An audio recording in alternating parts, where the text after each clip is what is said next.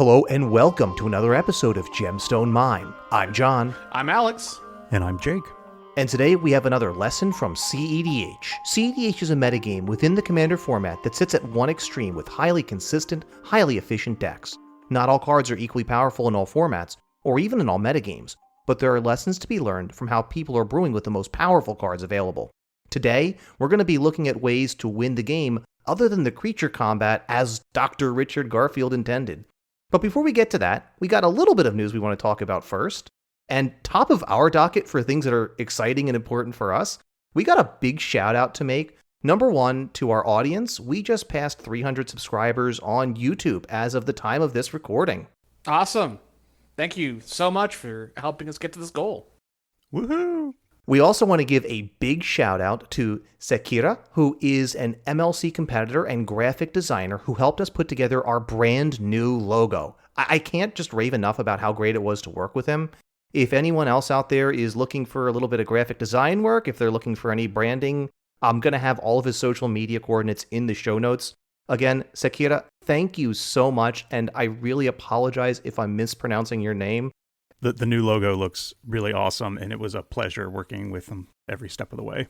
Definitely. Every draft that was submitted, everything looked fantastic. The hardest part about the entire process was picking the one we liked the most. They all looked amazing. Absolutely. Now, up from the high highs of finally making some great achievements for the channel and working with awesome people to just make everything better, why don't we talk about the recent banned and restricted announcement? Well, I guess just banned announcement in Commander, right? We had Golos banned in the format, and we had Worldfire unbanned. This was a pretty hot topic on the internet for about a week. What experiences did you guys have with Golos and Worldfire? What are your thoughts on the ban? I'm not particularly plussed one way or another about it. I haven't really encountered Golos much as a player, either playing it myself or against it. And Worldfire is neat, and if you get there and able to resolve it, that's great, but there is a lot of setup behind it. So, I mean, it's things that happen, but I don't feel strongly one way or another towards it. Yeah, I've never actually played against or with a Golos deck, so this is effectively no change for me. And I don't expect to be playing with or against Worldfire anytime soon, so also not a whole lot of change for me.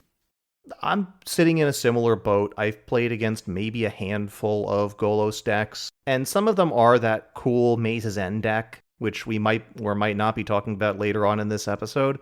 But overall, I kind of see it as a net neutral for most of the game. That's not to downplay the people who have lost a commander for their deck, but I think the rules committee actually did a nice job explaining the reasoning behind the choice to ban the card. We're just going to leave it at that, I think, for now. I think there's a lot of other content creators who've gone into great depth about the ban, the pros and the cons, and I would direct you in their direction. Apart from that, though, we have had a new set come out since last we spoke. It's time for Werewolves of Innistrad, with Innistrad Midnight Hunt. And the name is probably the most exciting thing out of it for me, I think. Why is that, Alex? If you've listened to any of our content in the past, I am the resident tribal player here. And none of the tribes currently showcased in Midnight Hunt really do it for me in terms of overall goal. There are some cool one-off pickoffs that I liked, I definitely wanted to get. But the next set where we stay on Innistrad, Crimson Vow with vampires, is something I'm definitely excited about. Like I said, there were some neat ones in Midnight Hunt, but all in all, it's kind of lukewarm for me. All right, Jake, are you excited about Midnight Hunt with anything coming out of it? Is there anything that catches your eye? I thought the flavor, they've been doing really good flavor-wise on sets the last few that they've released, and I enjoy kind of exploring the cards that convey what they're trying to get across. The whole day-bound, night-bound mechanic is a new take on the previous Innistrad flips. And I kind of like this one. I don't know if there's any particular cards that I'm super excited about. There's a few that I have my eye on, but I haven't purchased any yet. Yeah, I'm mostly excited about some of the cool stuff that's showing up on mono white cards in this set. Take a look through the set yourself. There's some really cool stuff going on here. But I don't want to spend a lot of time on it because I just want to spend the few seconds that we have to gush about the basic lands. Oh, yeah. Yeah. Pumpkin Plains. All the sets have been doing a lot with showcase frames and showcase things, and there could be a bit of fatigue saying, hey, there are 19 different versions of cards. But with each plane that we visit having unique landscapes and all that, if they just want to keep unique alternate art, full art lands going for the foreseeable future, go for it. Because those are always changing, those are always evolving. and they look amazing. They definitely look amazing. We've already talked that there's another Innistrad set on the horizon with Crimson Vow coming out, which presumably will be our vampire set. But we have some more news out of Channel Fireball. They're going to be hosting a large Magic the Gathering event in Vegas this year. And the three of us have talked and kind of come to a consensus that unfortunately we will not be attending this year. Well, we're very happy overall with the effort that Channel Fireball has put into trying to make sure that everybody who attends will be able to do so safely, with important restrictions in place to make sure that people are vaccinated, they're testing negative for COVID-19. We still feel that for ourselves, we're not quite ready to go back to a big event like this. So from all of us at Gemstone Mine, if you are planning to attend the event in Las Vegas this year, we hope you go and have a wonderful time. We wish you all a great experience, and we hope you stay safe and healthy. Just make sure to follow the guidelines and recommendations to do so. And with that out of the way, Jake, let's start talking about some alternate win conditions. All right, so alternate win conditions are actually defined in the comprehensive rules. In 104.2b, it very eloquently states, an effect may state that a player wins the game, which is the entirety of that rule. So yeah, if there's something that says you win the game, that means you win the game. I know this is shocking, but yeah, that's where we're at. You can also win the game if your opponents lose the game. I know these are very basic statements, but this is what we're working with at the moment. The lose the game conditions, there are some cards that state that, but there's also the ones built into the basic rules. If they go down to 0 life, if your opponents suffer 21 commander damage, if they have 10 poison counters, or if they attempt to draw from an empty library. These are all things that will happen and cause that player to lose the game. So what are the reasons why we would want to consider playing an alternate win condition as opposed to just the classic big creatures swing out, deal 40 damage to each of our opponents? So alternate win conditions allow you to sidestep a lot of the common situations that come up in the games. If your opponents happen to have an overwhelming board position where you just physically cannot swing with enough creatures to actually threaten a win that way, you can just go play some card that we're going to talk about and win the game that way. If one of your opponents have gained infinite life, it's usually pretty tricky to beat them down from that position, so you can just sidestep that completely and win the game. Another nice little thing is that it allows some otherwise unplayed niche cards to really shine. If you're no longer focusing on trying to just reduce life totals to 0, it gives you a completely different route to victory, so you can go on a completely different axis and pull out a bunch of cards that normally would not see play. I always love when you get to see some unique cards. It's one of the real gems of Commander itself, just finding these cards that have no other home and making a home for them in a deck. And alternate win conditions seem like they can be a great way to make that happen. Yeah, that's definitely one of my favorite parts about this format is the weird interactions and very niche cards that come up and become a key part of your game plan. So that was a couple of reasons why you would want to play alternate win conditions, but it's not always complete upside. There's some reasons why you might want to avoid playing alternate win conditions. So one issue that can come up if you're playing an alternate win condition is that it will often interact on an axis that a lot of decks at the table may not be prepared to deal with. So it can feel like you're not even playing the same game as other decks at the table. The problem here is really twofold. Number one, it can seem like it could come out of nowhere for your opponents when you suddenly land an I win the game card or they lose the game card.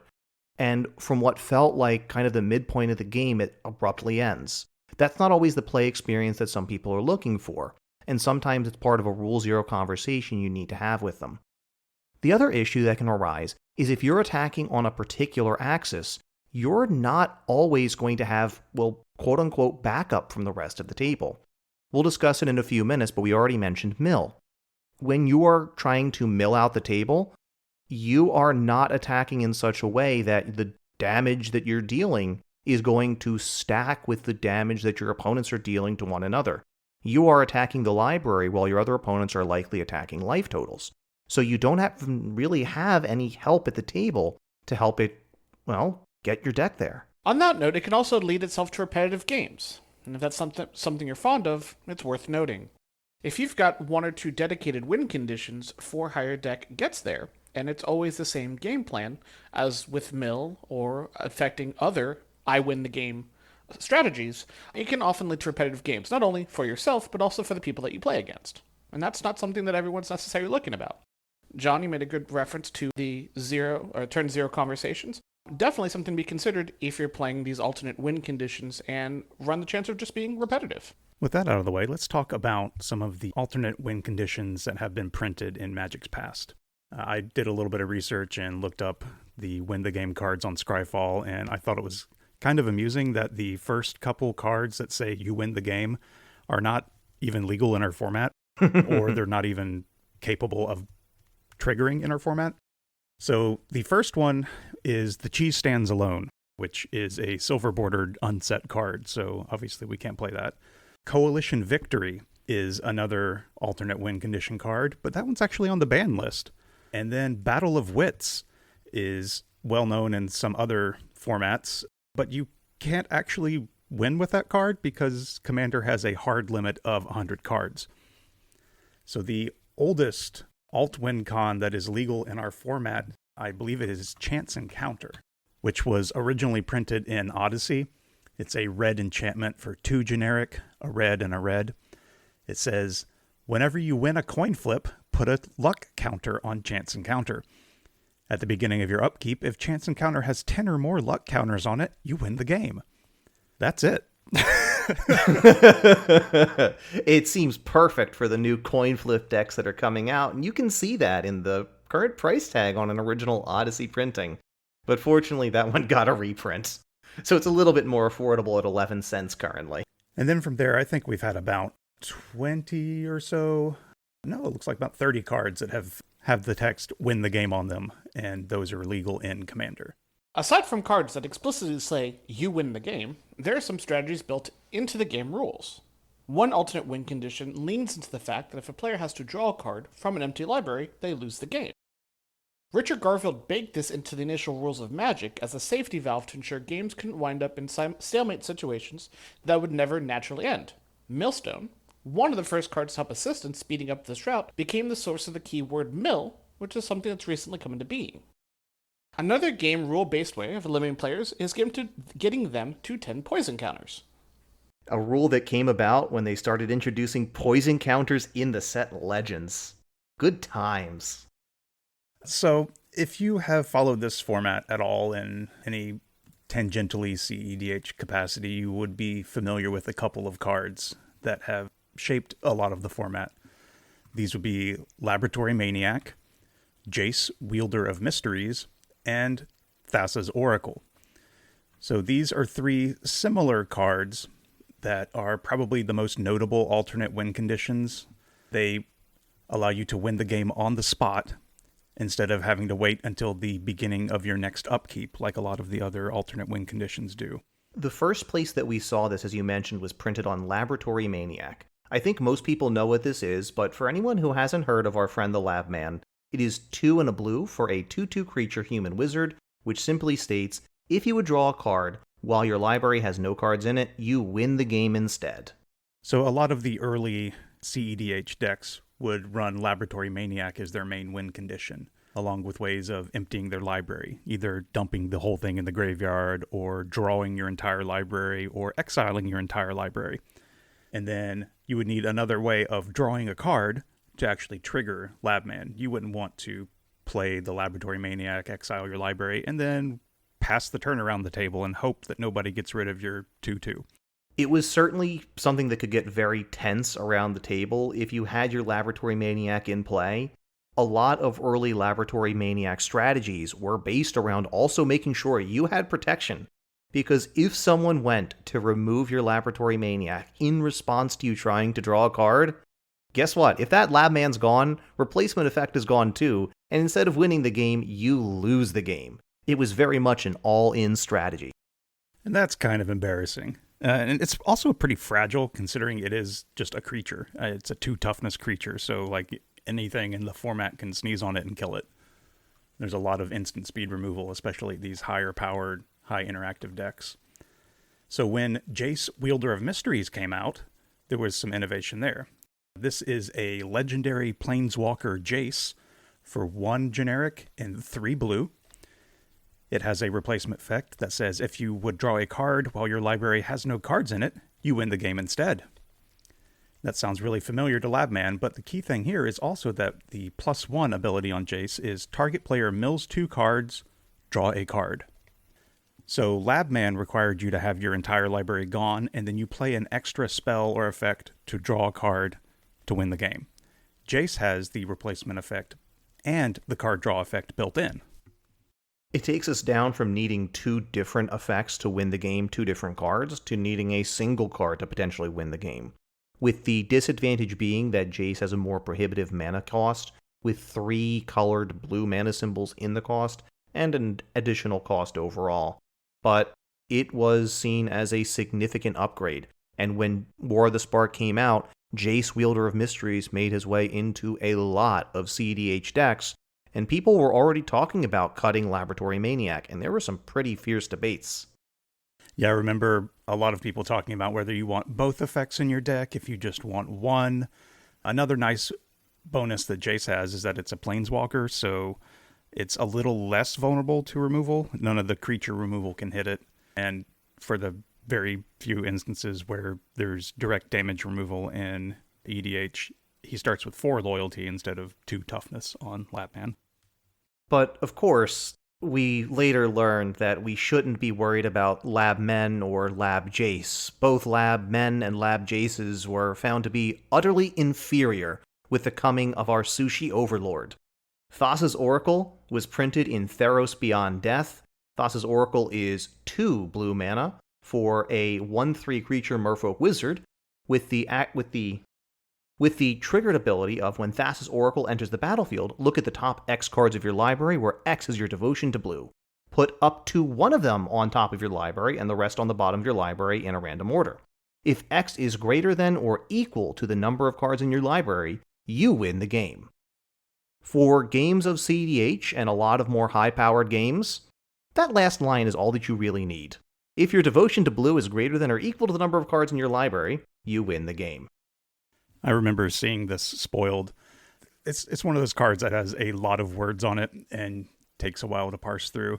I was reading it in the first 6 lines or so. I'm like, all right, whatever.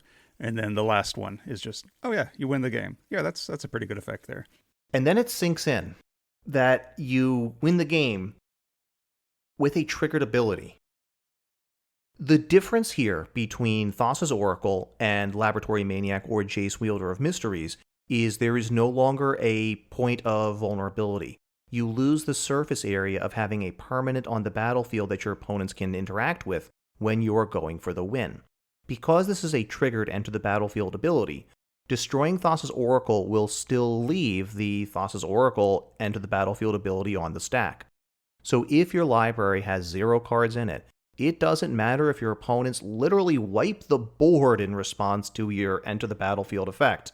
You still win the game. You have to either stop Thassa's Oracle from entering the battlefield at all, or stop your opponent from having an empty library.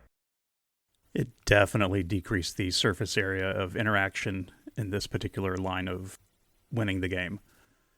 The classic combination with Thassa's Oracle is to partner the Fishy Overlord with Demonic Consultation, which essentially is a single black mana at instant speed to name a card and then exile your library. Very simple, very straightforward. Blue, blue, black, I win the game. 2 spells, if you can't counter either of them, well, that's a win.